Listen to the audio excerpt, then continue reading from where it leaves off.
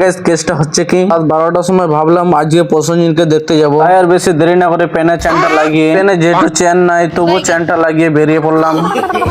তাতগুলো বার করে দেখি একটা ট্রেন তো মিস হয়ে গেল। হ্যাঁ, কষ্ট করে এই ট্রেনটাকে 11 টাকা দিয়ে ভাড়া করলাম।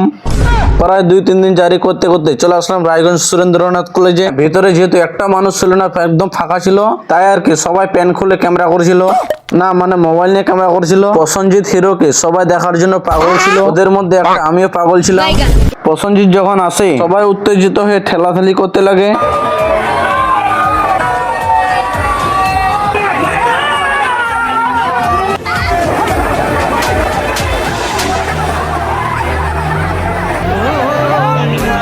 সকালে তোমাকে করে পারিনি দৌড়াতে, সে ছেলে বেড়াতে। প্রসেনজিৎকে দেখার জন্য এতগুলো মানুষ এসেছে যে পুরো রাস্তা জাম লেগে আছে। একটা সত্যি কথা বলতে, প্রসেনজিতের এখন 63 বছর বয়স, তো ওকে দেখে মনে হচ্ছিল 22-23 বছর বয়স। প্রসেনজিৎকে দেখা শেষ, আমারও ব্লগ শেষ। তোরা গান শোনা, আমি এখন বাড়ি যাই।